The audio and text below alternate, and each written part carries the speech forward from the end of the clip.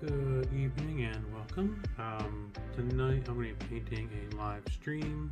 On this live stream, I'll be kind of going over this painting here of Mount Washington, Mount Monroe, Little Mount Monroe, and Mount Franklin here in the foreground. This was taken on an afternoon day, but still what I want to do on this stream is go through some of the basic attributes of this painting before we start to go into the actual painting itself. So I'm going to spend an hour or so and really begin to plan out and sketch the entire scene. As you can see, we have quite a lot going on here, so let me kind of get started and begin to sketch out what we're seeing. So I'm going to start with just a pencil. I'm going to pick a very dark black color. I'm just going to begin sketching out on the tablet here. I'm going to pick the sketch layer and just begin sketching out exactly where I see mountain occurring first. Basically, Mount Washington here is our hero. This is where there is the quote-unquote worst weather in the world. In front of that, we have Mount Monroe right here. Little Mount Monroe kind of here. So here it is hard to tell whether this is actually the mountain or whether it's a cloud shape. One step that I want to take is doing a full noton of this so that we can get an understanding for the shadows. There is a lot of shadow in this picture, and I want to make sure that I'm capturing that. Another thing I want to be sure to capture is that we kind of have two lines here. So we have this ridge here for Mount Franklin, which kind of coming in like this, and this is kind of shaping in here. So we kind of have a nook in this direction as well. And that basic sketch, all I'm really doing here is just kind of sketching in the overall shape and forms that we're going to be looking at, and the overall theme of the image. Then as we go through, what I'll do is do a quick noton of the image and add in all our shadow. So a very key distinction of this image, one of the things that really makes it stand out are the really heavy clouds. The White Mountains in New Hampshire are very notorious for having clouds that move very fast, and the wind drives them insanely fast over the mountaintops here. You can kind of see that Washington is very much in the sun, but the ridge behind it is kind of dealing with a downpour. After this particular hike, I went back to the hostel that I was staying at, and the guy around the desk asked, "Hey, did I get soaked out?" I was like, "No, it was a beautiful sunny day." So I am only maybe 3 miles from where this rainstorm is, but I was bone dry. So that's how fast it can change there. And so another area that I want to make sure that I'm notating here are just these cloud shapes. And just notating that we're going to have a very bright spot here. The reason why this area here is pink is because that was very overexposed, which means it's a very bright spot. And I do want to be mindful of that as I'm painting in those layers in the future, because that will be a very, very white spot at the top of the painting. That's basically going to be our light source. As I go through here, I'm just kind of putting in lines before I generally see them, and making sure that I'm being mindful of directionality. We do have a kind of darker spot there as well, and we do have that there. Cool. So now, I'm going to turn off the picture just so we can kind of see where we're at, and that is the general sketch that we're looking at. And again, this is the plan of the painting. I do have a background that's a pre-treated canvas. Basically, as we paint, there'll be a colored ground, and that colored ground will be will just allow a little more richness as we mix and as we put paint to the canvas. So now, putting that back on, I'm going to turn off the sketch layer because I don't want it to influence me. I'm going to switch to the noton layer. I'm also going to lock the sketch layer. I'm going to change to a flat brush, and I'm going to again go back to that black, and I'm just going to increase my brush size quite a bit. I'm just going to start blacking in shadow where I see it. And this is a very easy painting for me to spot this shadow, because obviously it is very dark against the light colored of the White Mountains. And I'm just going to keep filling this in. I'm going to apply some pressure as I do so, because I do want this to be quite black. Eventually, I will likely move this layer to the top so it can function as kind of a glaze. But I do want this to be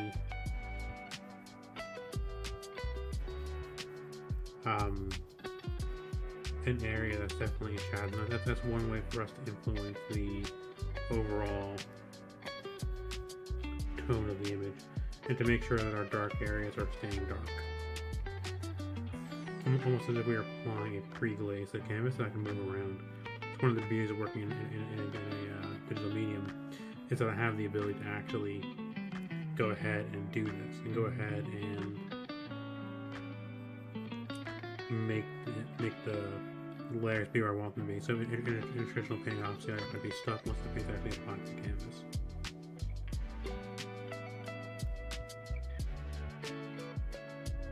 I'm not trying to be exact here, I just kind of want to note areas that are in shadow here.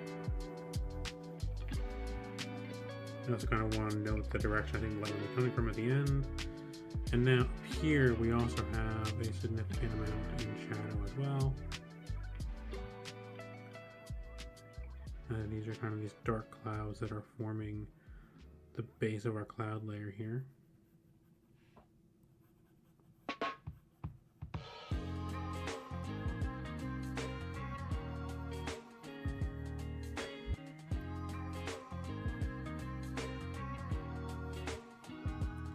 And I'm kind of closing one eye as I do this as well, so I want to make sure that I am putting these blacks in the right area.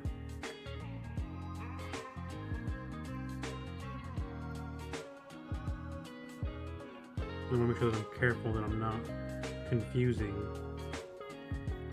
a darker storm cloud for a shadow.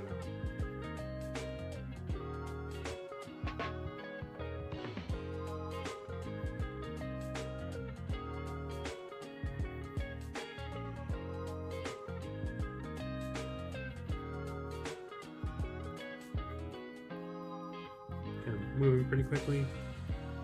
I don't want this to be anything that is particularly complicated or anything that is particularly detailed. This is going to be something that is going to be just a quick, fast, and dirty layer that's going to be under the main painting, potentially living on top of it once it's all done. So I just want to make sure that I'm consistent and thorough, and I'm filling it in thoroughly, and being relatively even with my pressure with the pen as I go through.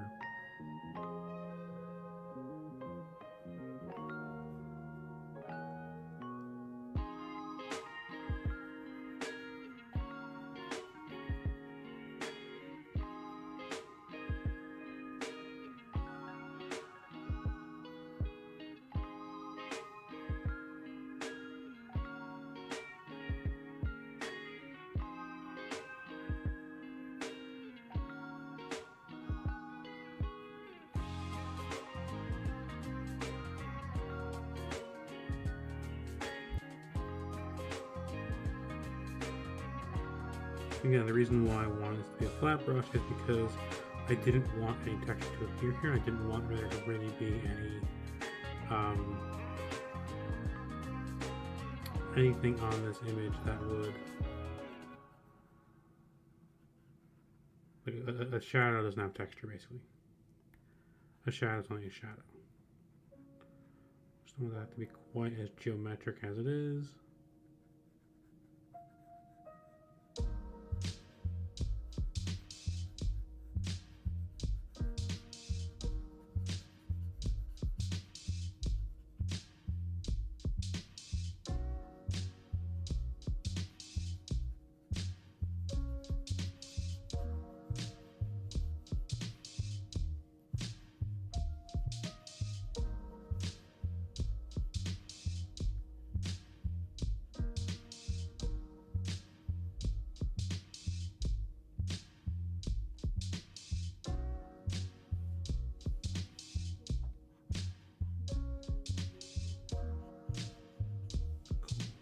Good.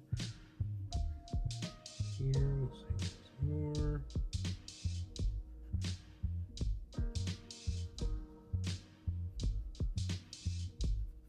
Good.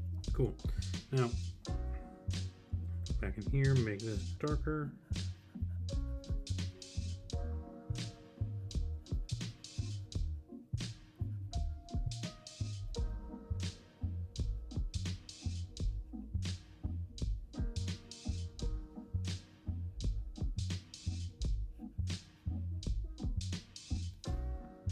Now, for now, I'm not really concerned about how the aesthetics of this, of what this looks like. I'm really just concerned with the overall appearance of the image. I'm just going to connect up some of these shadowed areas so that the only thing that's separate is this guy over here, because it's separated by the ridge. So now I'm going to now turn that layer off, and I'll be working on the next layer I have set up here. This layer is our light facing. Anything off of this layer will be reflecting natural sunlight. So what I want to do is kind of the opposite of my Noton layer. And now I want to think about anything that was reflecting light. So as you can see, you can really see with the shadows here, because Mount Monroe is not light facing. It is the mid-afternoon. We are facing the northeast, so our light is coming in basically over my shoulder. And it's shining directly onto this face of Mount Washington. So this face of Mount Monroe is very much in shadow, as would be this face of Mount Franklin. So I kind of want to be mindful of which sides of our mountain are in the light, are light facing, and which sides are not. So I'm taking basically just pure white, and now I'm doing the exact opposite of my Noton, and I am penciling in where I think this white should happen. In a landscape painting, so basically in a still life, you would have something called the terminator. The terminator is really just is the exact line where shadow stops. It's a term borrowed from astronomy, where on, say, the moon, where there's no atmosphere, you have an exact line where night becomes day, and that terminator is then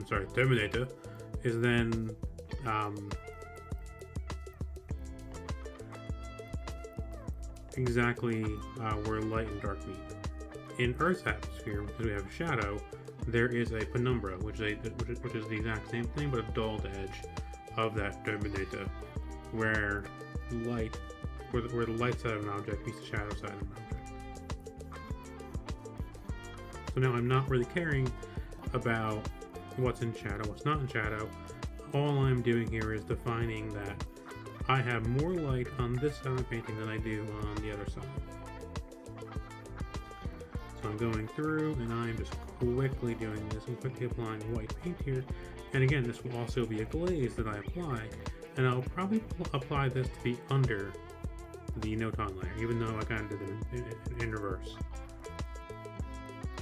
And so when I go in and actually begin to paint here, there will be a clear, so here I need to be very careful.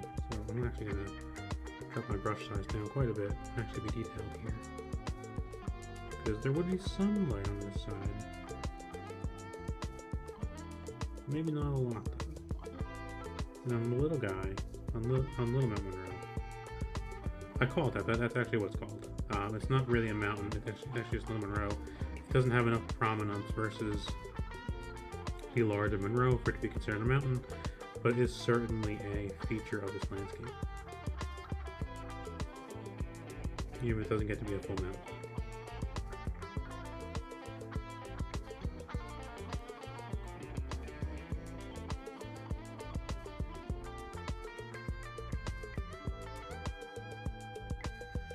Again, I'm trying to draw this as I see it, not necessarily as it really is. I'm taking a little bit of artistic liberty with it just to make sure that it is something that's engaging to your eye.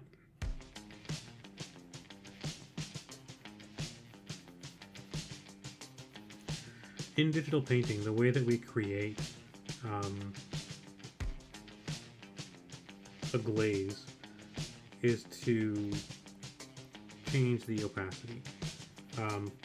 In real world terms, that would be the same as making a thinner or thicker paint. So as I go here, I will turn down the opacity of these layers that we created, or outright turn them off as I'm working, and then apply them back on later on as we kind of go through. And notice how we already have a dramatic difference here, and we're kind of beginning to see how the different sides of the mountain are actually reflecting light. I'm doing all of this without even actually thinking about where the penumbra is yet. I have not started blending this out, and I will have to blend the edge of this. Because again, in Earth's atmosphere, light is reflected quite a bit, so a bit of light passing from the sun to your eye is going to be refracted through several miles of atmosphere before it gets to you. And those are a lot of little tiny air molecules that the light can bounce off of, that the light can interact with as it kind of goes through and hits this mountainside and then bounces back into your eye. So you kind of be mindful of that as you're looking out at a vista, or really anything in life. The journey of the light molecule to your eye is a bit of an adventure in itself. And in my mind, that in itself is kind of a very is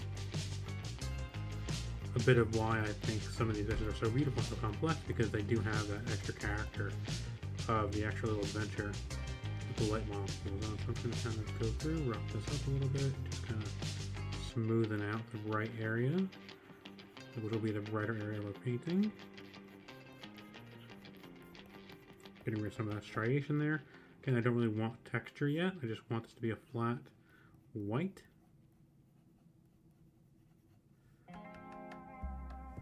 Now up here, I am going to do the same thing. As an interesting point of color, notice how I didn't change the color, but this color has now changed based on what's underneath it and based on what is next to it. So it seems much more yellow because of the pink that we're overriding here. This is the brightest part of the image. I kind of want to treat it the same, as if it is likely reflecting a large degree of sunlight as well. Dragging my brush size down to these areas. And again, these clouds are also little pockets of moisture vapor where they also have has a surface that are taking in light. So very similar. I'm just kind of penciling in or shading in where these little light spots are. Those are surfaces that are reflecting light. And notice how they're kind of the opposite of our noton layer and kind of the opposite of our mountainside, because they are on the opposite side of the sky. They are the noton we were seeing is basically a reflection of the clouds overhead. So the fact that these are reflecting light means that the shadows down below here are not getting that light.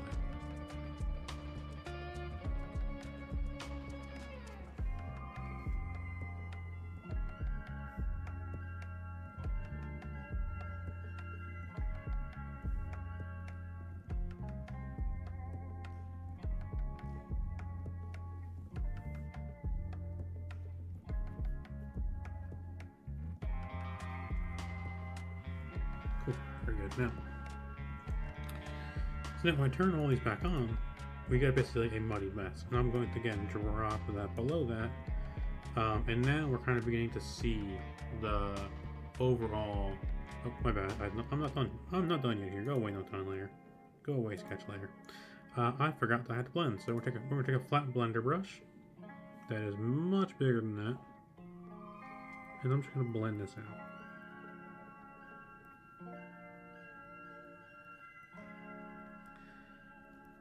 Here, I do kind of want to be mindful of the lay of the land a little bit. I kind of want to make sure that I am not blending these in. And again, the penumbra itself is just a blurred line between what is in shadow versus what is in light. Because Earth has an atmosphere, just because you're on the dark side of the mountain isn't like being on the dark side of the moon. In fact, I'm going to turn off the reference image. And instead, what will happen is that mountainside that we were working on a minute ago will still have some light on it. I'm going to turn it back on. I think what I'm going to do is reduce the reference image opacity. This way I can still see what I'm painting.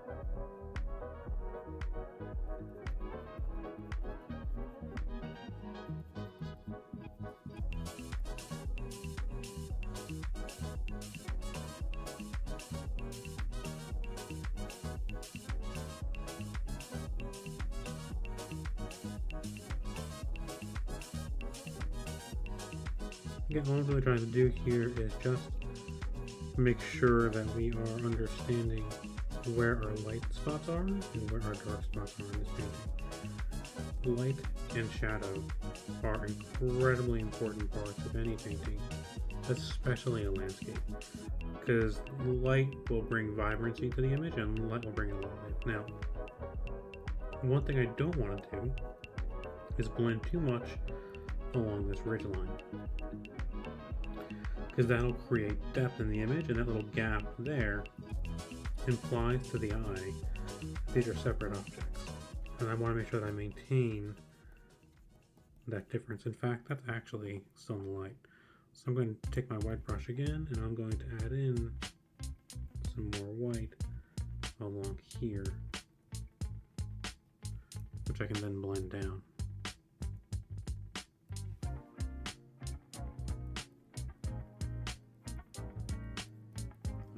Because that would be in light, not in shadow. And so what I want to do now is kind of follow the lay of the land and make sure that I'm following this pattern.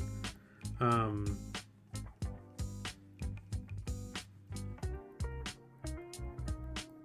pulling this down this hillside, and this will kind of create this effect of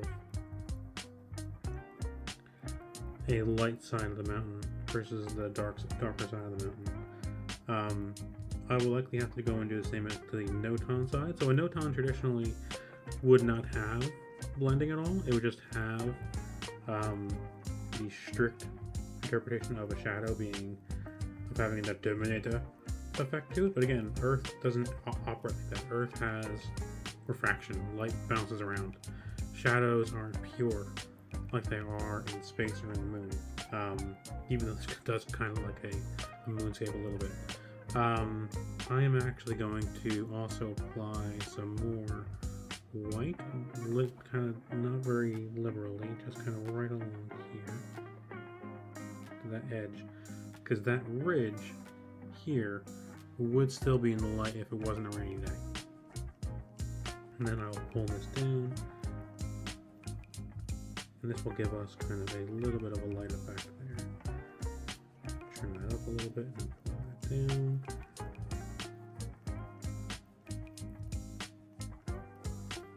Now, okay, let's see how we look now that we blend that out a little bit. So, good. So now I'm going to switch, turn off note, turn off that. And again, I'm just going to take my blender brush, go back to notan, and I'm just going to work the edge gently. Again, most artists would not do this. It is a bit of a sacrilege to do what I'm doing right now. But again, I feel that on Earth, there is not a specific Terminator. So I kind of also like saying Terminator as well, because who doesn't like a good Arnold impersonation? But I don't think that that's actually an accurate interpretation of what your eye is going to see. I am an artist who values the look and feeling of what the viewer actually saw, or what the place gives, and for that sense, the eye, I think, doesn't really necessarily see shadow as drastically as a traditional notan will show. They're useful studies in terms of understanding where your shadow is, but I think that they are a bit heavy-handed when being applied to the same image. So again, because I'm working in a way here that will be using this layer in the future, I just want to make sure that our notan layer doesn't overpower the rest of the image or erase any of the hues that we establish.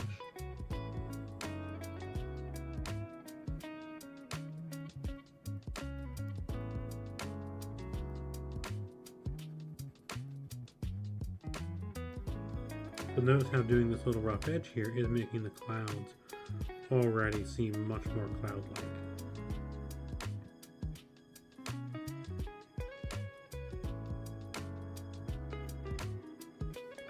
And here, you know, I think we have much more variability in terms of actual shadow, so I do want to kind of move things around a little more and make sure that we're kind of not being quite so draconian in how the actual paint's being applied.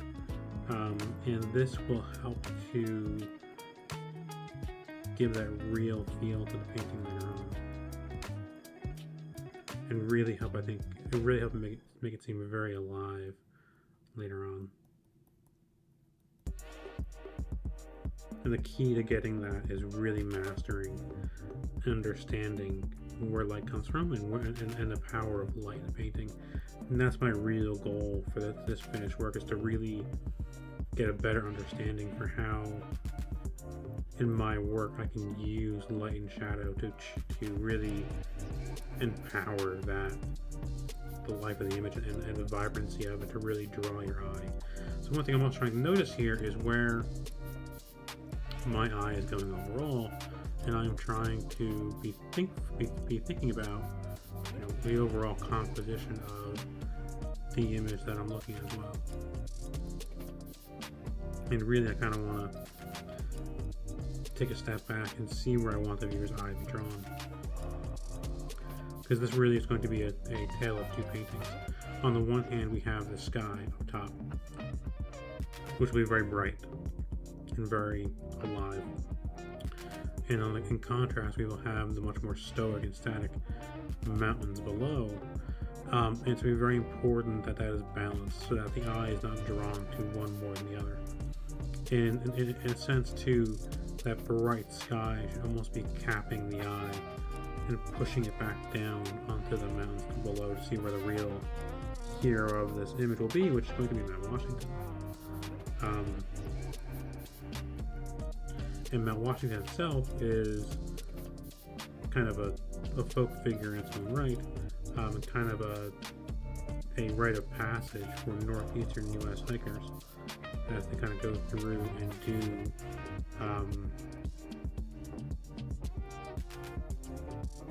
as the highest peak on the Northeast, and probably one of the most dangerous in the world.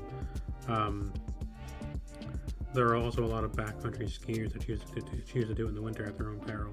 It's extremely dangerous in the winter. But again, for the painting itself, I'm just trying to be mindful of where our shadow will be and where it kind of will blend out into a lighter area. The reason why I had a bunch of images of this view on my Instagram profile. It's linked in the my link section of the description. Feel free to check that out if needed. Basically, the images that I chose for those didn't have this blue area, so I'm kind of excited to work with that as well. I was kind of going back through my photo reel of my raw footage to see which one will work best for this stream. I think I really chose this one because of that added blue space there, which I thought added a little bit extra to the painting that wasn't already there. And as we finish up this Noton part, that will likely be our next stop, because that will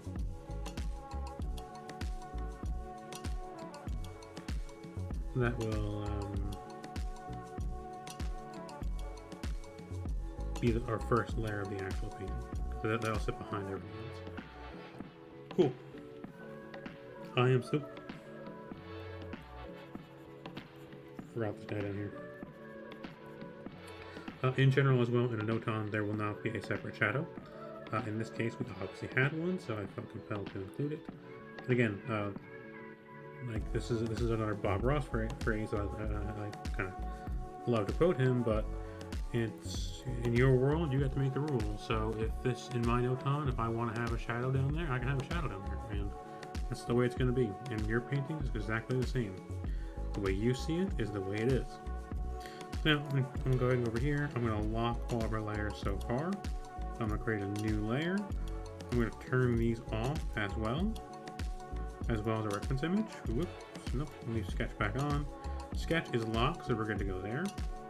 I'm going to take my blue, which is phthalo blue. I'm going to take my brush, which is my flat Mammaleo brush, and I'm just going to fill in these two blue areas and then blend them with the surrounding sky.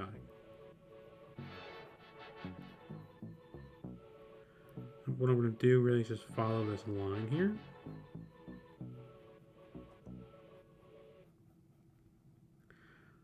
I choose phthalo rather than cerulean because I'm going to mix it with the orange background. You'll see in a moment that it'll create this very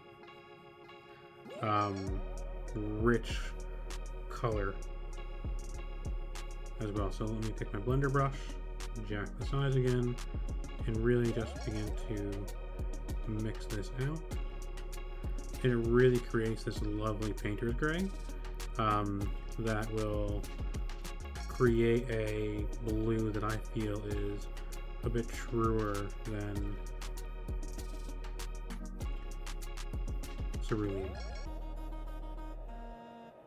I also haven't included cerulean on my palette yet, so that is the other reason for that.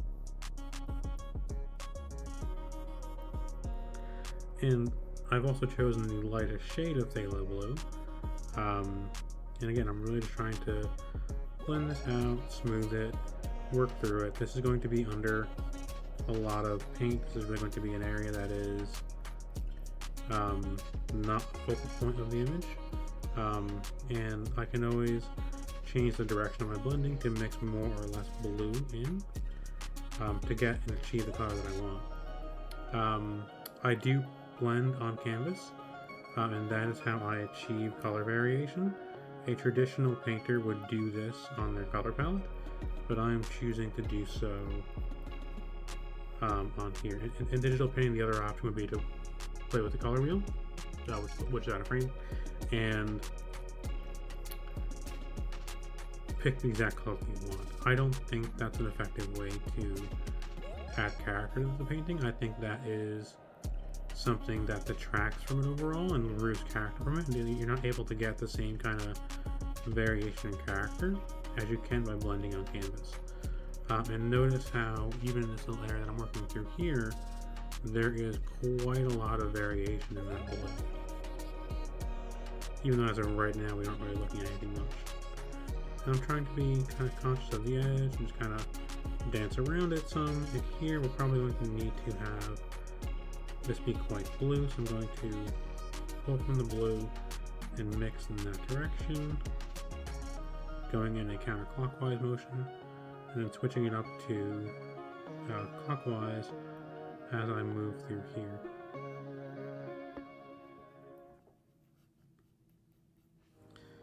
And now I'm going to turn off the sketch layer, so it was a bit distracting. Maybe it was making the blue look a bit transparent.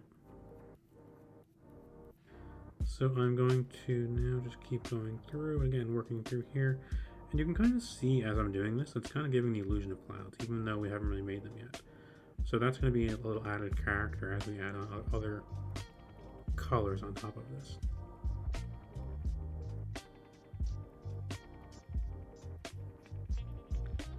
If you're interested in how to paint a sky, I did just post an 8-minute video as well going over that. Feel free to check that out, and that will kind of give you a better idea for the actions that I'm taking here, why I'm doing them. But again, this is kind of my impression of the image that we just saw and what's on top of your screen there. And as I'm kind of going through here, what I'm trying to really do is achieve color, and also to make sure that I am getting the color that I want, and also that I'm getting the texture that I want as well. I kind of want this to be blue and not quite as gray as it is now.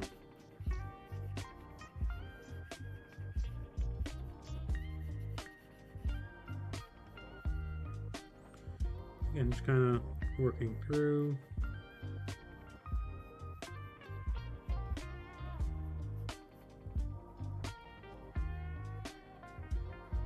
Being mindful of my pressure that I'm using.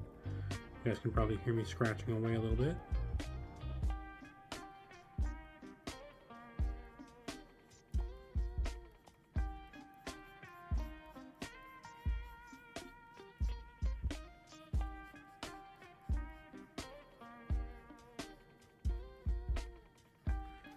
And just mixing and blending.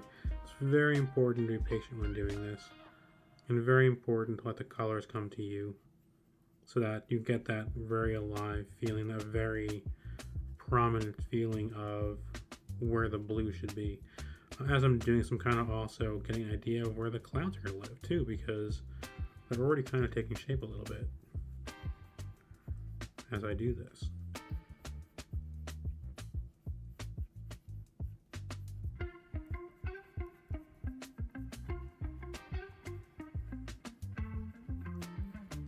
And again, the direction and placement of the brush really heavily impacts the color that we see. And notice how there's already a very stark difference between what we blended versus what's out here on the kind of perimeter of that blue sky.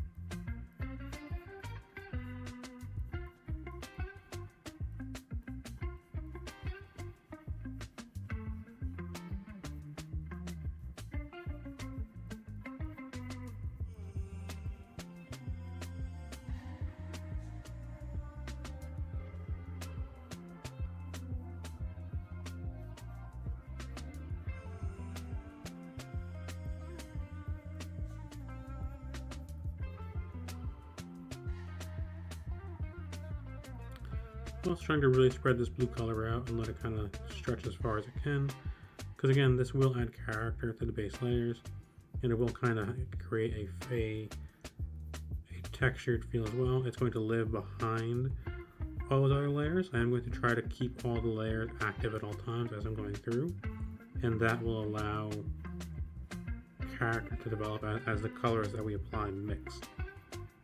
Again, I will be blending on canvas as I go, and that will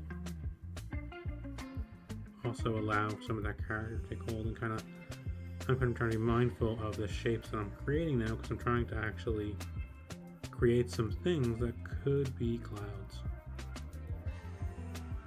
Being mindful of, light areas and dark areas, and now I have some very clear light areas here up top, some very clear darker areas below, and that blue kind of standing guard between them. Although these areas might actually be the light ones as we finish, because our blue is our proxy for light right now.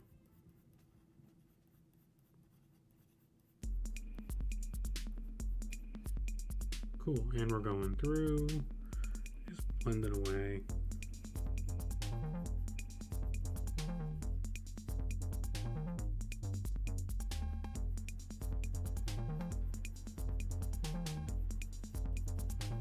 Okay, we're very early on here, so none of the choices that I'm making are very critical. I'm just trying to be mindful of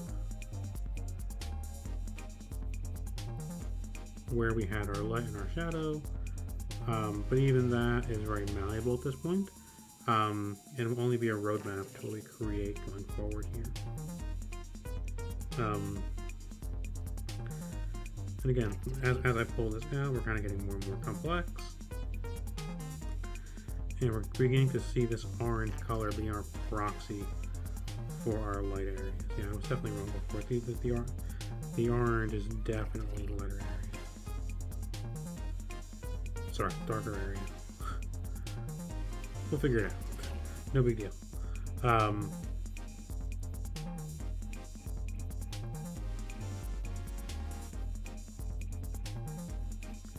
kind of using this as a way to plan out where I want to have the overall white in the image.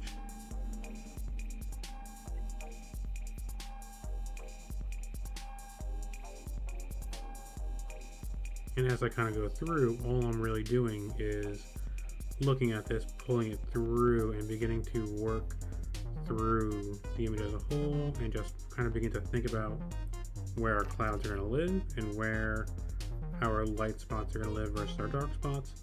And I'm really just trying to make sure that I'm being mindful of creating character and drama within the painting. And one thing I also want to do is make sure that my eye is constantly moving around and that my hand is doing so as well, so I'm not staying stuck in one spot. If I stay stuck in one spot, there's more of a chance that I will overwork something, or one area will lose harmony with the rest of the painting.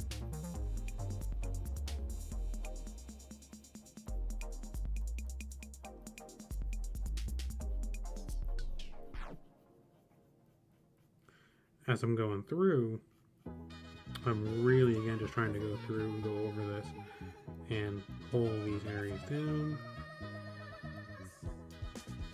and really just pay attention to where we have our brightest spots. Again, I kind of want to make sure that I'm maintaining these bright areas that were present in the reference image, because again, they were part of the character, part of the reason why I chose this particular image.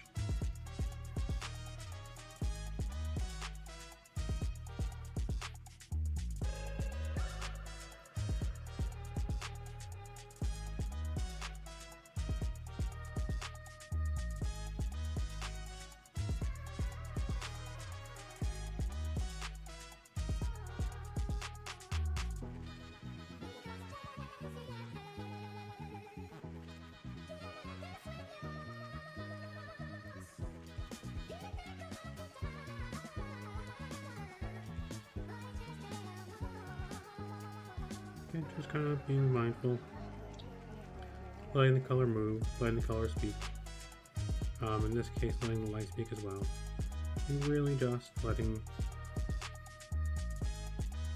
my hand do some work, letting it kind of drift over, letting it form some shapes. That's really all. I'm not trying to make clouds or really any kind of shape like that. I'm just trying to blend through and make sure that I'm capturing the emotion or the real impression that I got when I took the photo.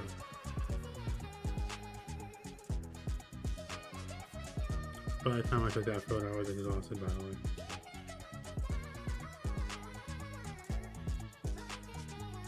It still had to go down. Everyone always forgets they have to go down too.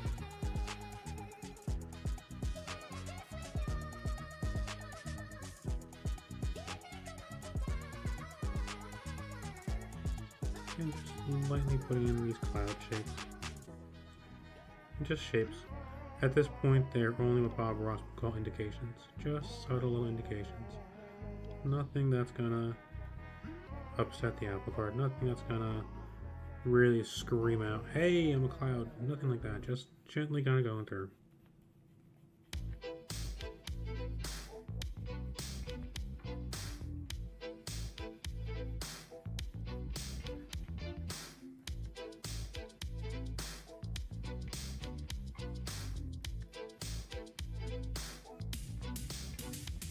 Now, I am going to take some titanium white, and I'm going to start to, let's do this first, new layer. I will name my layers later on. I'm not very good at that. I'm going to take an actual brush with paint on it. A little bigger, and I'm just going to start blocking in where I want there to be clouds. I'm also going to turn the sketch layer back on so we can kind of see and plan for where this whiter color needs to be. I will blend this whiter color and then I will blend a darker layer below that, and that will be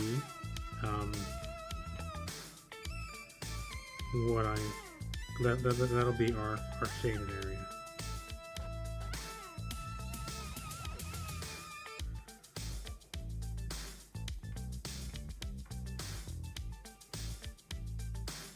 Here, in this area here is our brightest spot of the painting. I will probably add additional color here just to make sure that I have a real draw to that part of the painting. I'm glancing up at the image as well on my Streamcast so I can see the bright spots really, and really kind of understand that this kind of area here in the middle also has white to it, so I'm going to go over that.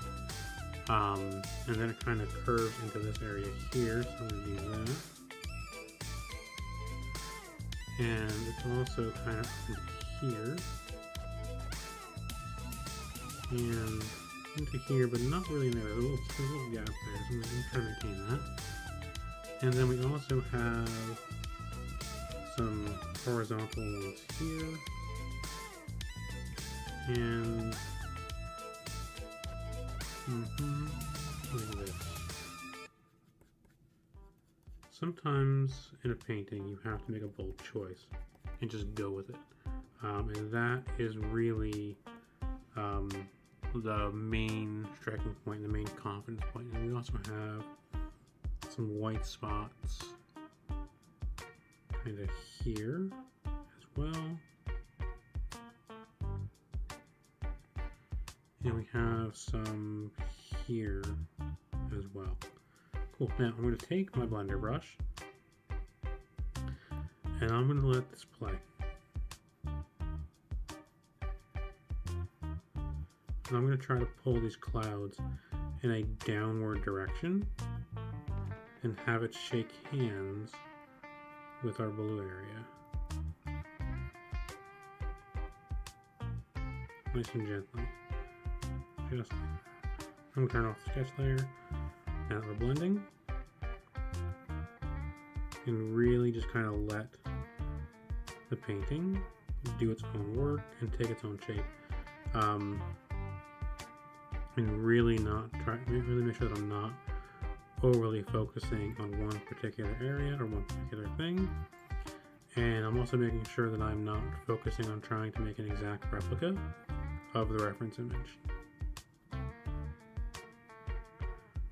As we get to the blue area, I will also then pull back up. My strokes right now are mostly in a counterclockwise direction, and I'm mostly pulling down from the white areas and into the orange to lighten it and really give a dramatic feel to where these lighter areas are.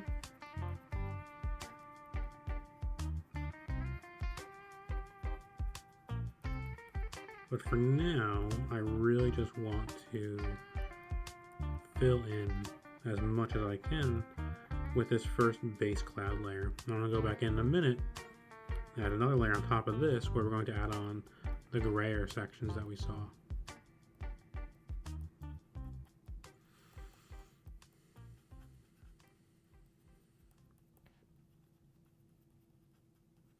And notice how the fact that we had the underpainting is creating character here and creating these orangey gray areas that seem to have kind of a nice mist to them and adds character and depth to what would otherwise be something that would be really, really difficult to see overall, or something that would rely on a blue base covering the canvas, which is necessarily what the eye is seeing here.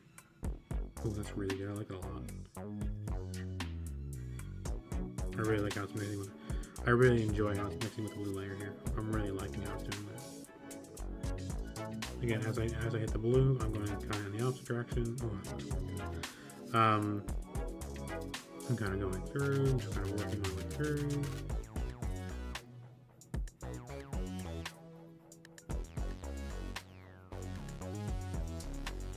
And really just working on this overall, pulling down counterclockwise when I'm by the clouds, and up and clockwise when I'm coming out of the blue area, and really just trying to add, again, character and complexity to the image.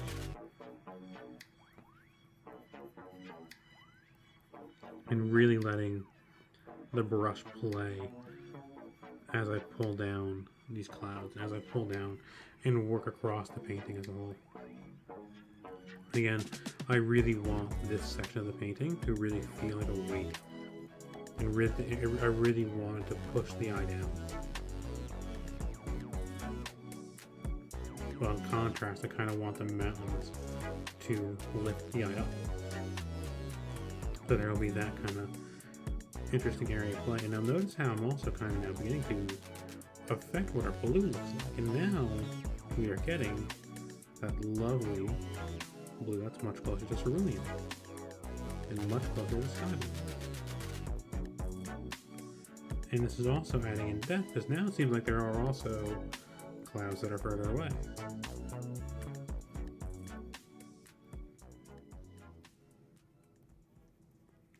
Another key part of painting, if you are new, and well, I am relatively new, is to not fall in love with your creation as you do it. As you paint, you're going to change things. That's natural.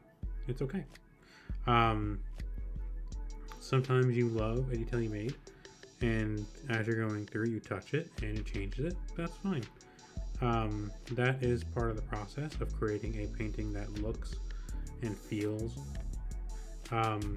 like traditional art, where I feel a lot of digital artists get hung up on perfectionism and really get hung up on the idea of trying to make it a one-to-one copy of the natural world, because digital tools really do allow you to get very close to photorealism.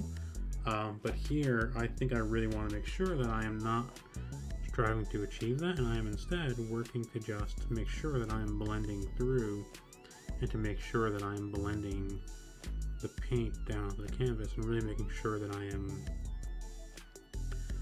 focusing on the character of the painting. So here, I am pulling the cloud up in an upward direction, and now as I do this, it's going to add more depth to our clouds as well, and more texture as these two areas meet.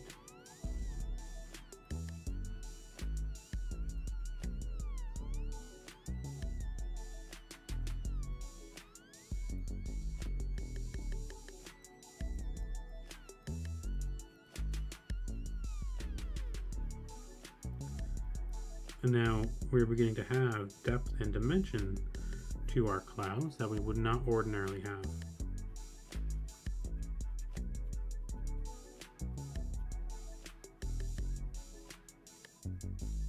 I do see a couple of you guys viewing. If you do want to drop a comment or a chat, feel free. I do have it open so I can see. If you have any questions for me, anything you want me to answer, feel free to go ahead and drop a line in there. This is only my 5th or so stream, and probably the first time I've actually had viewers on here, so feel free to, interact if need be, or if you like. I'm just kind of going through. My goal here is also to help me relax and unwind after a long day. I'm hoping that I can help you do the same a little bit, so if this helps you achieve that, then great. Essentially my thinking is that I'm painting anyway. I might as well also share some of that with you guys, and I really kind of love the idea of the Bob Ross mentality, bringing joy to painting, and I really feel like joy is something that us as adults don't really have as much. If any of you have watched Inside Out, joy is always getting beaten up, and joy is always the hero that is being put through the ringer. So this is one of my ways to re-empower my joy, and I hope that by proxy I can kind of do the same for you as well.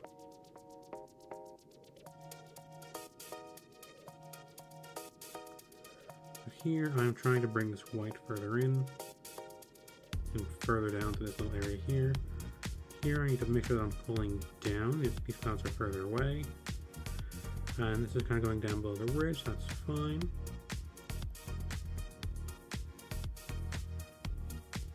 And now I'm pull up into the blue area. There, very nice, very good. Oh.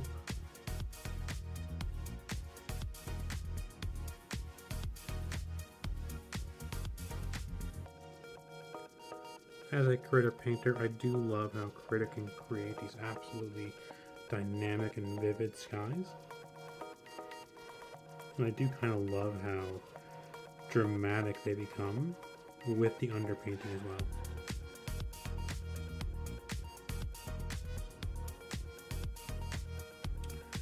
What's interesting as well is even though I'm painting this very dramatic sky, at the time my impression was that it was a beautiful sunny bright day in early September after Labor Day, and it was absolutely gorgeous. Like I said, the day that I had was very different than the day that people on Mount Washington had.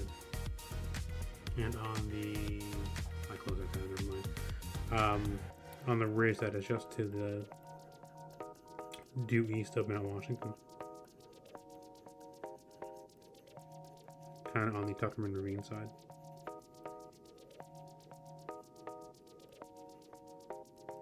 I feel like I need a little more white here, so I'm going to add that in.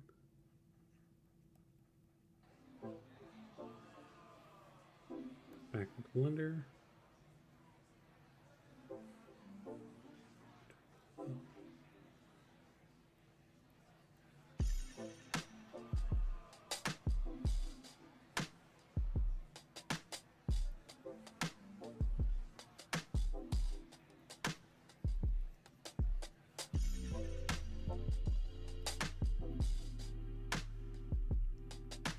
You know, I'm kind of bringing the pull down a little bit and really letting the blues and the grays kind of interact here a little more.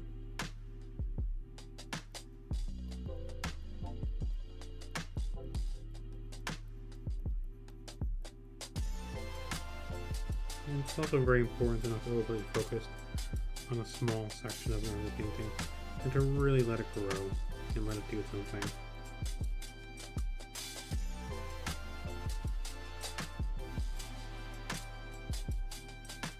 And here I'm really letting the chronic gray color move about and dance and really kind of interact and have a good time. And I may apply paint here a couple different times to kind of get that orangey feel out of it.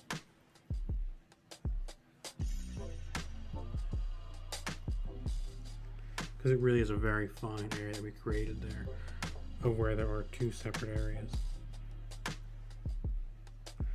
In fact, as I look at the reference, they are actually divided. So I can kind of come across here like this and kind of cut it in half.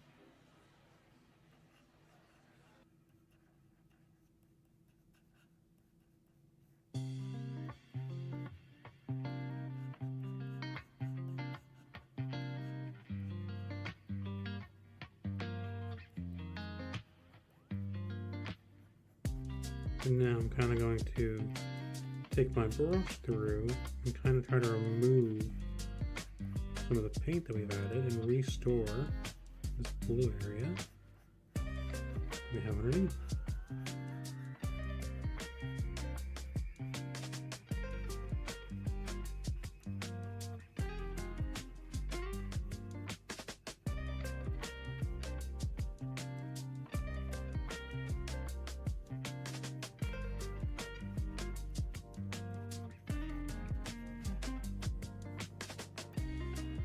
Back my white, a little more paint in here, back my blender brush, and then just spreading it around a little bit and down, maybe up a little bit.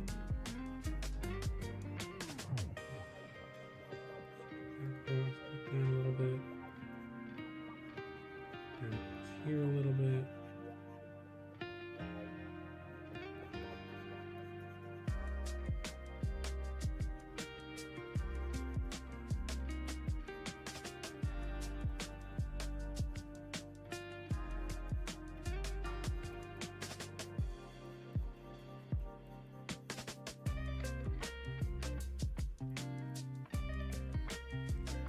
And really by adding in the white as well, I'm also trying to change the overall color to make it closer to that cerulean. But by doing it this way, rather than using pure cerulean, I've now created character in the image and created character in the overall painting, so that,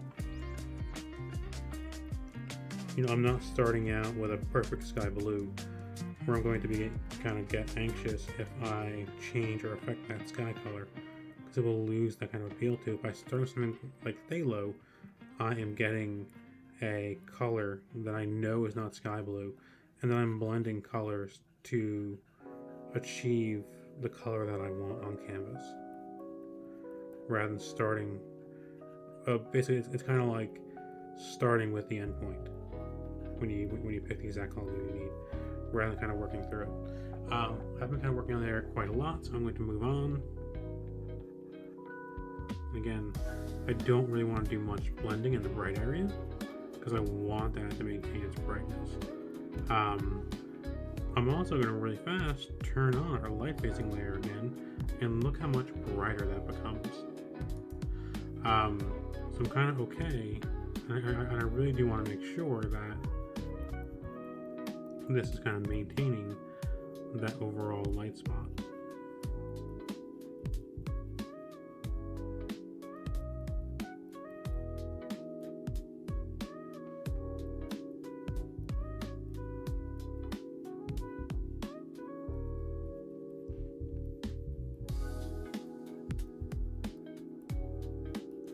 And really just kind of going through, blending, painting, and blending, and pulling these areas down and back up. Again, by varying which area the knife is coming from, it's allowing me to choose which one's on top. And I really want to make sure that the brightest area is on top. This is essentially the clouds that are closest to my camera's eye. So I really want to make sure that I am pulling down that color to be on top as much as I can. Whereas the clouds that we're seeing here and here are much more pushed into the background, or I would like them to be, rather, I should say.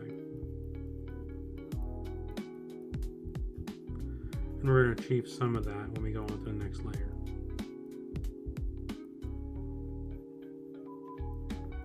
I also apologize if you expect the mountain to be what we're painting here instead of clouds, but I will get to it eventually, probably in the next stream or two. This painting is quite complicated. It'll probably take me several streams to get it to be where I would like it to be. For this stream, I was really just wanting to focus on the overall plan, as well as getting in some of the sky. I don't even think I'm going to finish the sky today.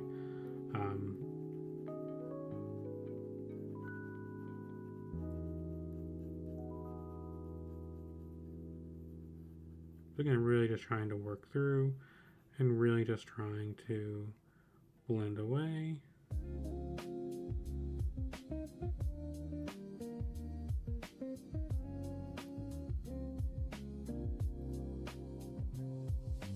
Really just trying to make sure that, again, make sure that I'm not removing paint from areas that need to have it.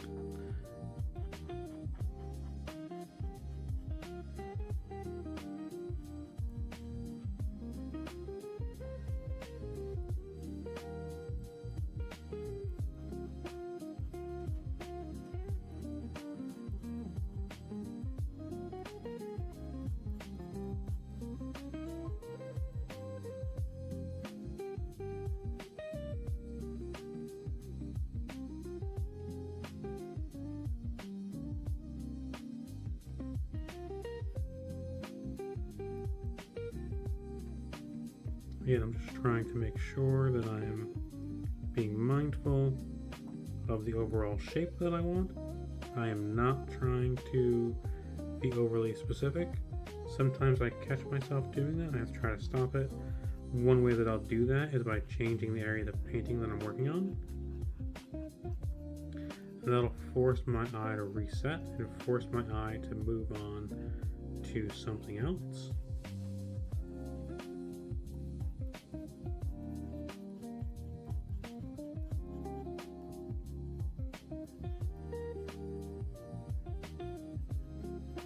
And from this section, I am pulling it up. This is the area that I want to have the appearance that's kind of closer in than the other clouds.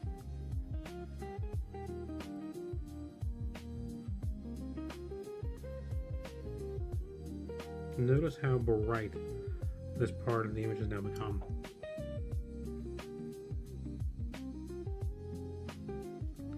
And that brightness is going to be juxtaposed to the gray area that I insert shortly.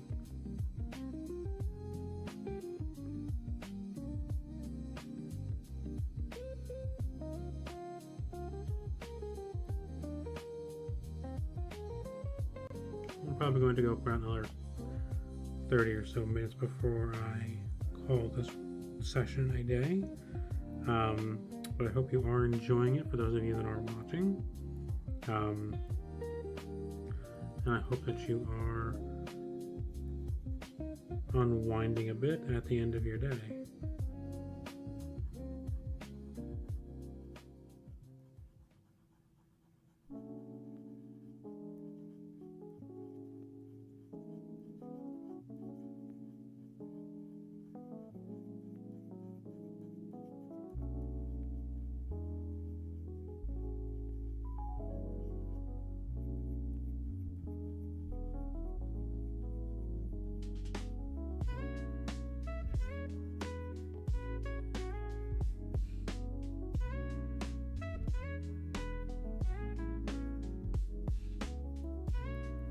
The other thing that I'm trying to be mindful of is a left-right balance.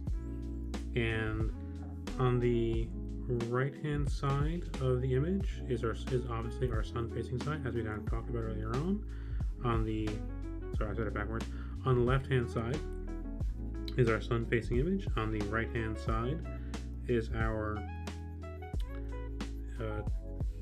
shadowed or dominated area. And I do want to make sure that I'm being mindful of that, using that to establish balance in the painting so that there isn't one just giant white blob that is pushing everything and kind of dominating the eye throughout. So as we get to the next layer, it will likely be filling in a lot of the gaps that we have on the right hand side of the image right now.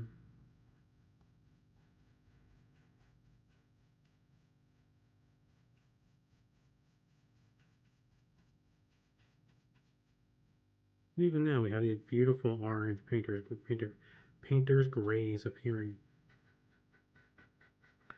which again I find more powerful than something that is a true chosen gray, although I will be applying that momentarily. But my goal is to use a minimal amount of colors. I may even keep each layer to one color and let those layers mix with the layers below to create visual character in the image.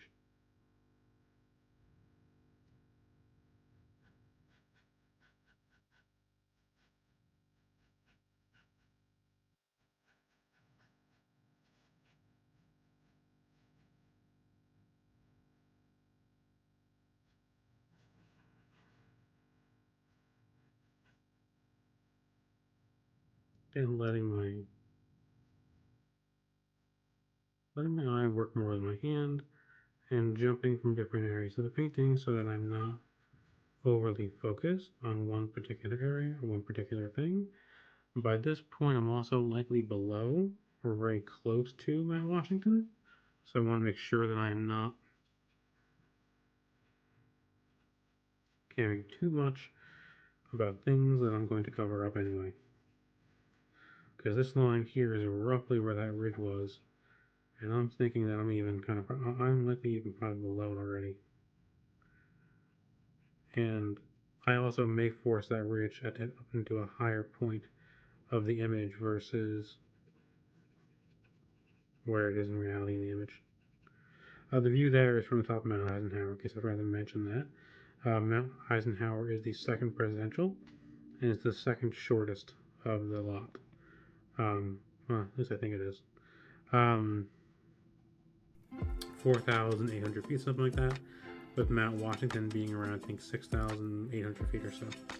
It's about 2,000 feet above where we are, which is which is amazing to a native New Jerseyan.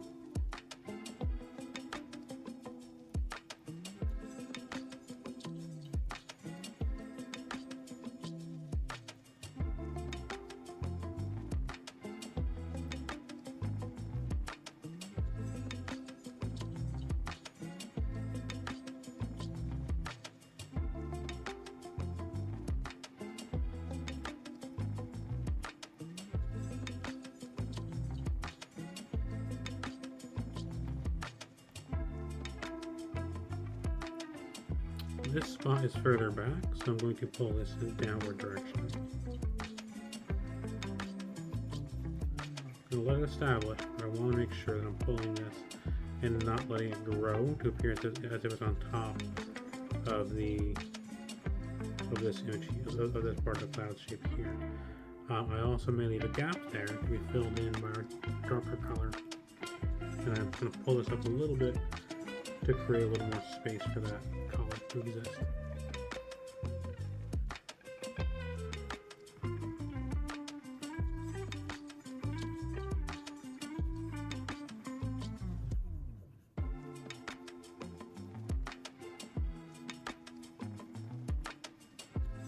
And kind of pulling down, letting the. I also, for clouds, you know, there's the old thing where you lay in the grass with the clouds and you see what you see, like a Rorschach test. That's kind of what I want here as well. I don't want, like, if you try to draw a cloud, you're never going to draw a cloud. We need to kind of just let the shape take hold and then let the eye think it's a cloud. And that perception will then dominate the eye's view of it. It'll kind of trick your brain into seeing a cloud even though it's only seeing, well, in this case, pixels.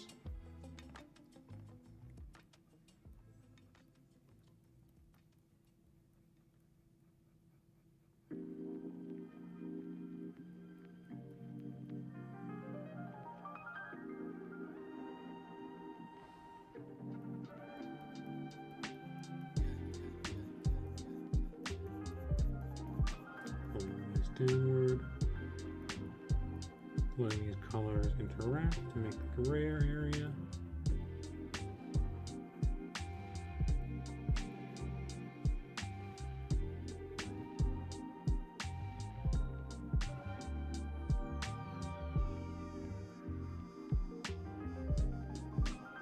And letting them do their thing as they mix and get character.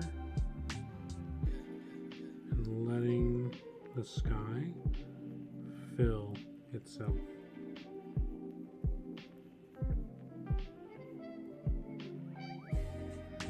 I'm also trying to create little nooks and crannies, like an English muffin, for your eye to get trapped in. Well, the viewer's eye. You as my viewer. And really trying to let the overall image not be too realistic at this point. Really very impressionistic. Nothing on Claude Monet or anything, but I do want the viewer to let their eye wander a bit.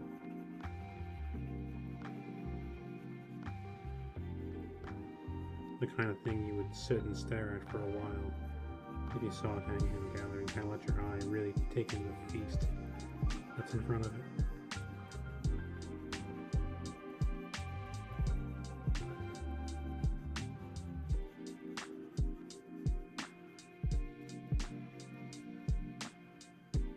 Really letting the nooks and crannies then be those things that are letting the eye get a little bit trapped, get a little bit stuck.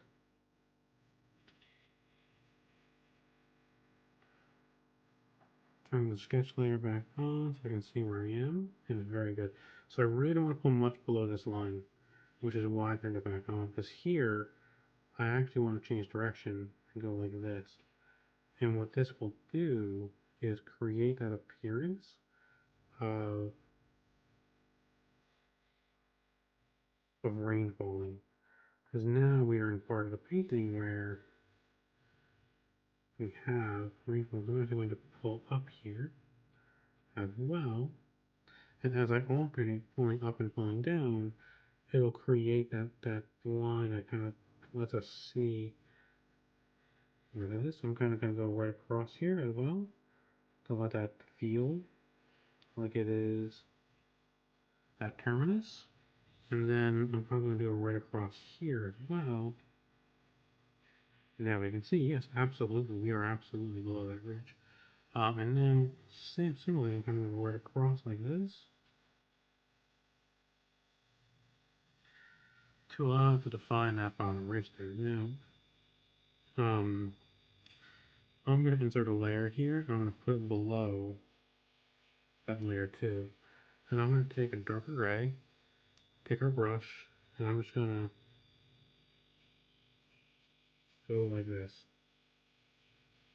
I'm going to take our blender, and I'm going to pull this down.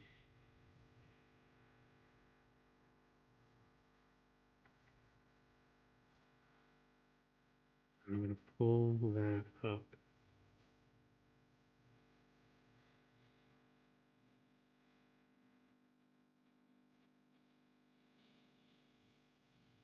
And it's a very different part of the painting. So it's okay for this color to be set behind the other piece.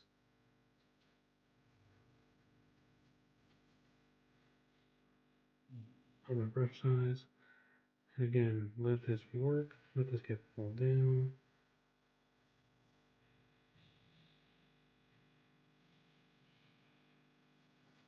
Let's fill the area first.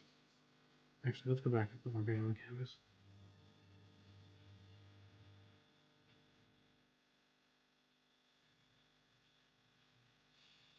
And now what I'm going to do then is change that directionality.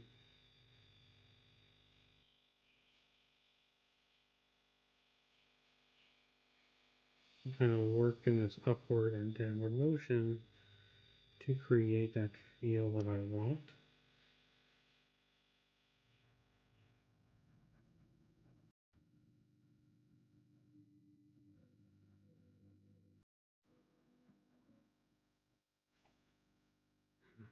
Cut across again.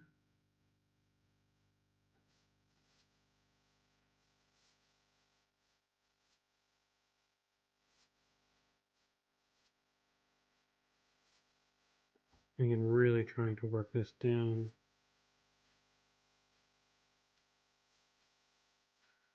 In fact, I think I have a solution for what's going to make this look much better.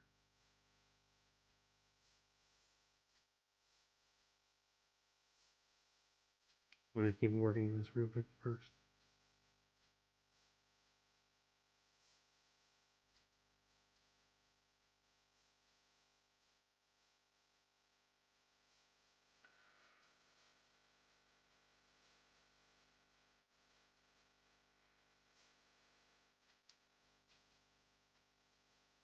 And really just let this pull down. And really let this move a little. Now,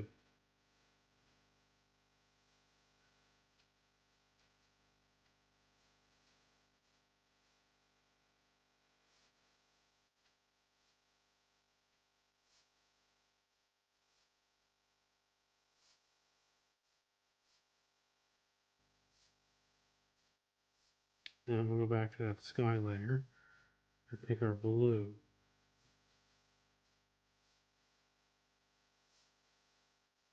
Let's apply this here. Now what we do is take that and blend underneath. Now as I do that, this gray should begin to have a much darker hue. And kind of overlay complement that orange to create that beautiful painter's gray. So texturing out the little appearance. I'm just going to quickly remove it from the area where I don't remove it. And now I'm getting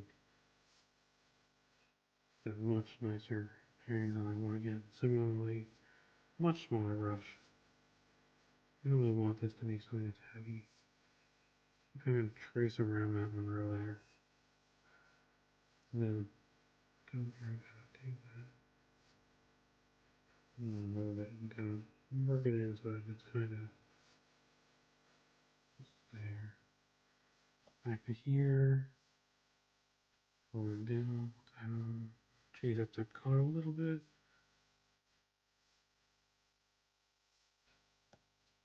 Blend upward.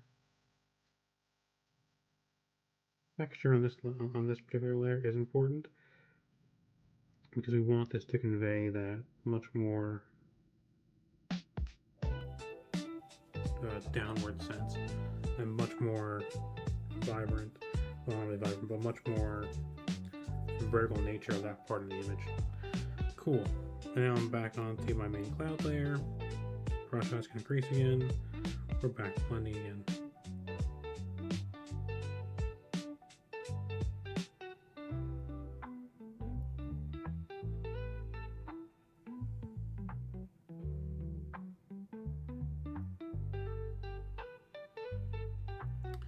And we're back making clouds. We're back to kind of hanging out. We're back just to fluffy, happy little things that are making our image happy and happening. Now pulling back down from that darker area of the image, create a nook and cranny for the eye to live in for a little while, move in, unpack its suitcase, and just kind of hang out.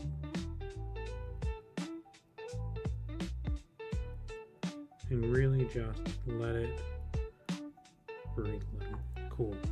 Now,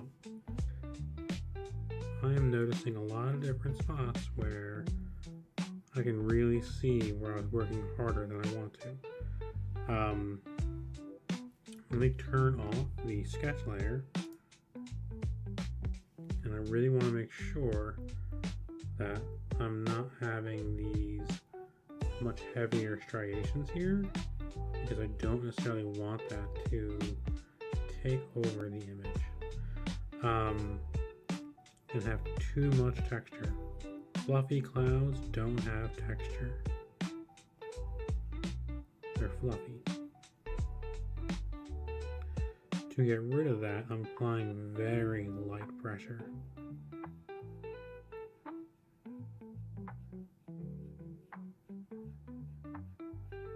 And that's kind of making them soft. If you've watched a Bob Ross video, you've kind of seen him draw his brush across the canvas. That's basically what I'm doing here. Although the brush I'm using is more approximate to a palette knife. If this was a real canvas, I'll be very gently touching that knife to the canvas to remove some of the excess paint. But in this case, what we're removing is actually texture that was applied by these Memelio brushes. And really just kind of work through these and let these go through as I am blending away and letting the texture not overpower the viewer. And really letting the texture not speak for the fluffy cloud that we intend. Okay, another layer. Middle gray. Painter brush. And what I'm going to do is areas where I think that there needs to be more of a shadow. I'm going to follow along. I'm going to begin to establish where I think some of these boundaries are. And I'm going to start here.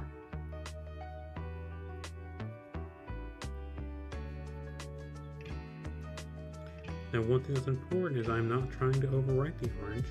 I'm trying to let it complement this gray. So I'm trying to let these colors interact and work together to form a more complex relationship with the overall white fluffy clouds that we are starting with. that these are going to have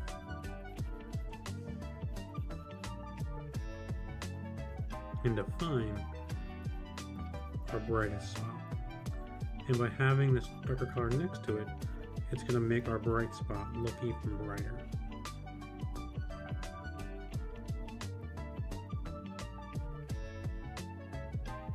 Again, I'm just kind of trying to go through and work these in a way that is building out and letting the dark areas have a little more pop in them as well.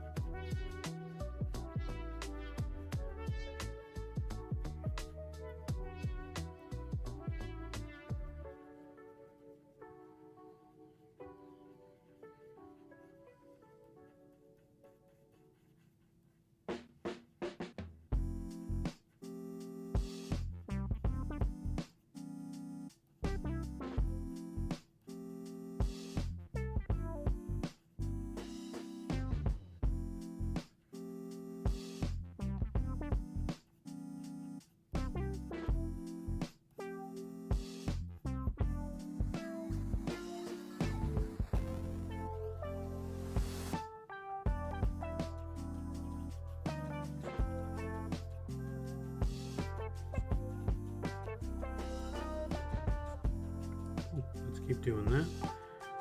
Now we're going to try to do the same thing over here, focusing on this lower area. Notice how the same color is appearing much lighter in this section than it was in the other section.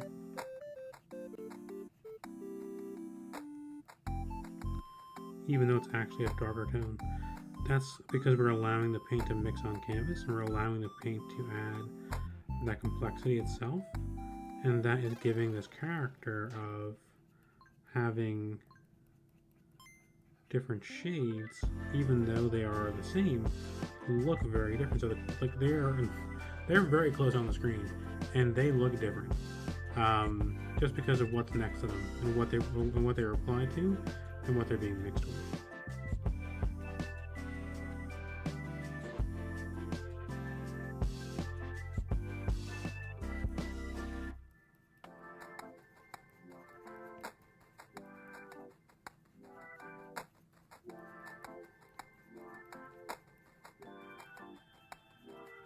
There's a technical word for what you described, but I do not recall what it is, or what it was, so I'm going to leave that be. Again, I'm just trying to add a little bit more complexity to these colors, let them kind of commingle a bit, get to know each other, get all nice and happy, and overall add some complexity to our painting, and add a little bit more life and more pop to it.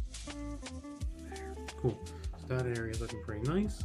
I'm going to also try to pull up some of this just a little bit to again let that blue kind of mix in and really feel like it has depth. Now I also kind of want to apply the same to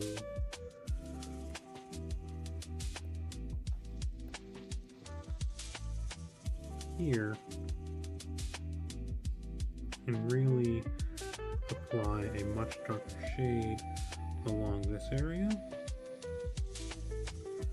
because again this will really anchor that darker part of the image, and that will really let us to have that bright spot, because it's going to every bright spot, every highlight needs a shadow. This area here is going to be a definitive thing that draws the eye upward. So I really want to be mindful and allow these clouds to do that. Similarly, I'm going to also kind of fill in some of this a little bit and let that area also be a little nook and cranny. Or maybe I want some dark sky to live, and I probably also want to have some up here as well to anchor that top corner of the painting. So starting there,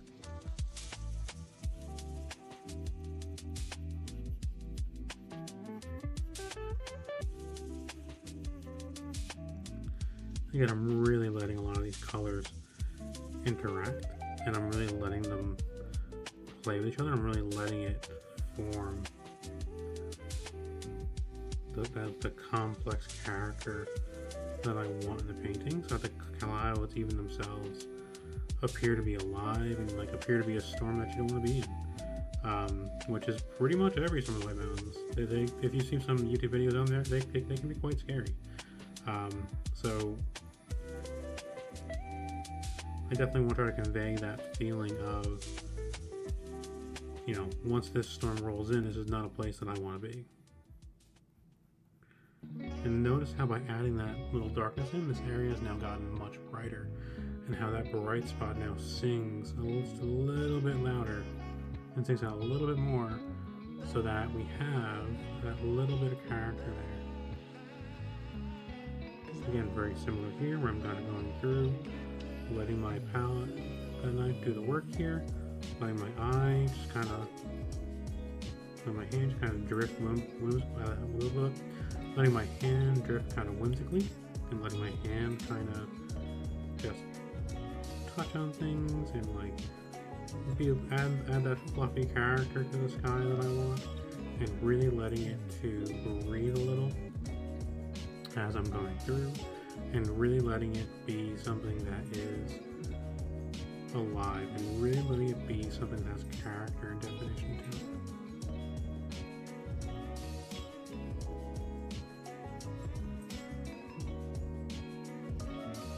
I can kind of feel my GPU getting warm by my legs a little bit. Look, we're looking good on our little clock down below.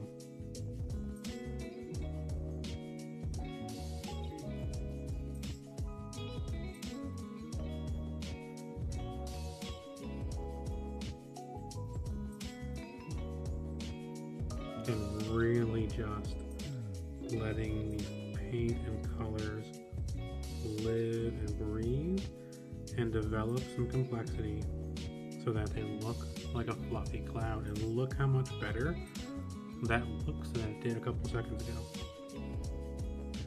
To the point where we'll go back to this layer and fluffing some of these out a little bit to even that out some.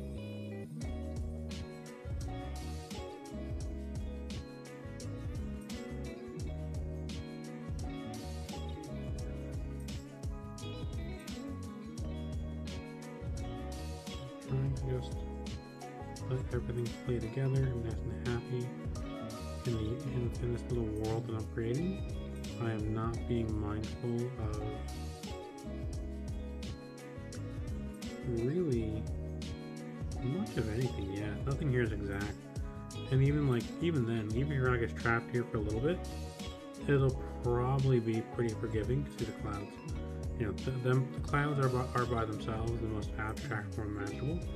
So, you know, even if I am not painting something that is a real world representation of what's there, the eye will probably still be able to believe it so.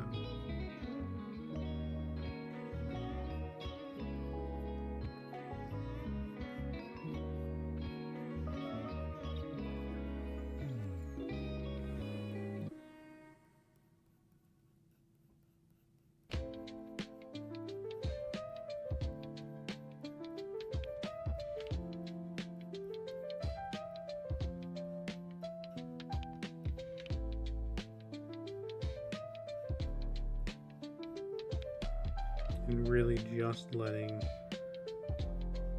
these mix a little bit more than I had previously.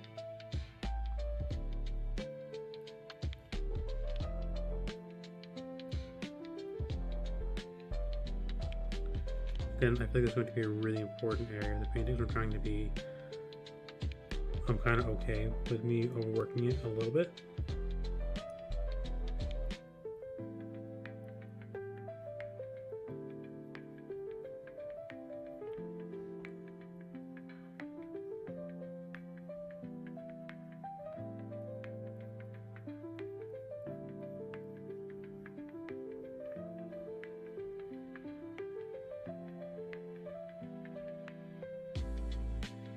Trying to make sure I'm being very soft in here. Again, I feel like this is an area where the eye will travel to very naturally, so I want to make sure that I'm maintaining that. Now, back to where we were.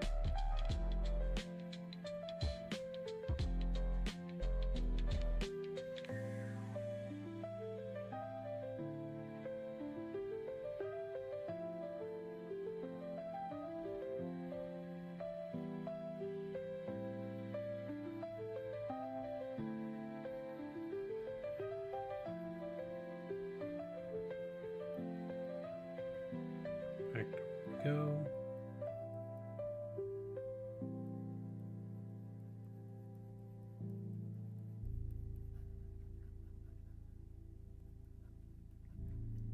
Again, this area is likely below the ridge, so I'm not going to work it too much.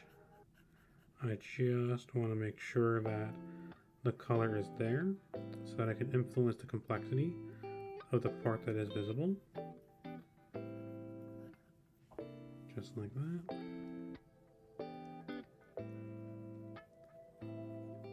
Pulling this area up,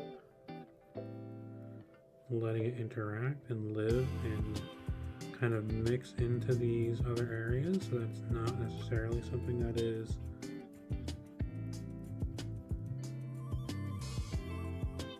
just in the area that we applied it, letting it naturally blend, letting it naturally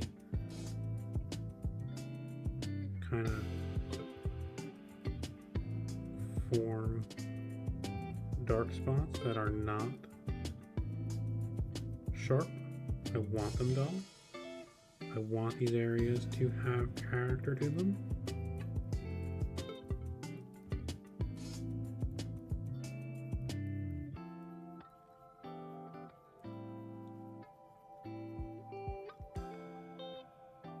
I don't think anyone's ever really used the word sharp to describe a cloud, so I'm trying to make sure I avoid that pretty much at all costs. I'm trying to make sure that I am letting them live and be happy as clouds.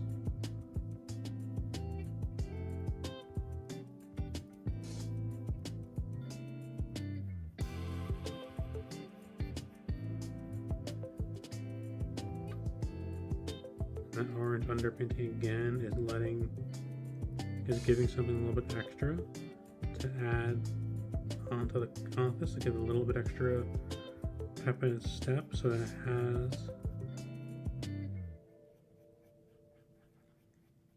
a base under it, which again adds just a little bit more life to the image and just a little bit more overall appearance to the actual thing.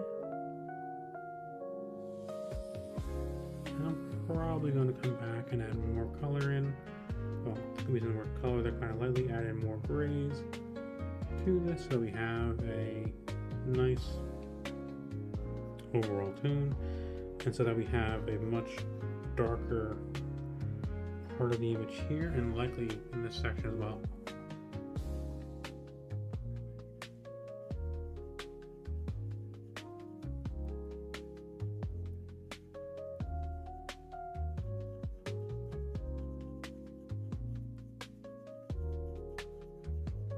And the important thing is that I'm letting this kind of boomerang shape be bright.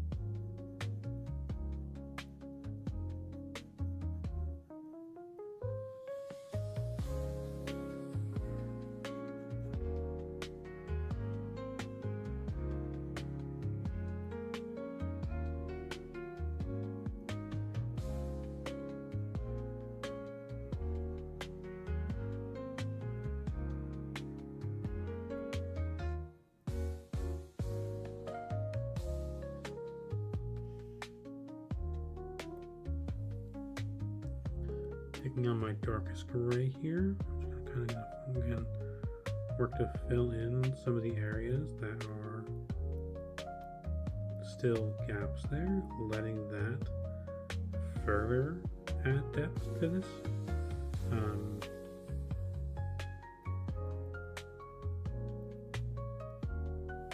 and further add to this feeling of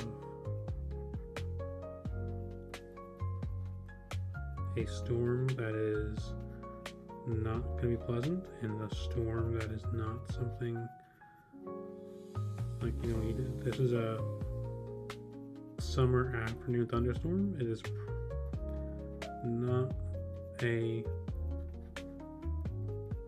polite thing, it is a punch you in the face kind of thing, and that is the aesthetic that I want to achieve here.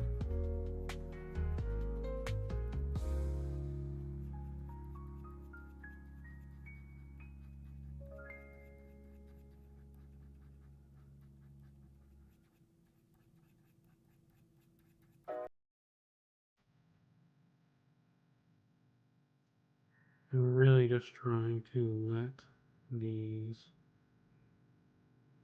have a good time.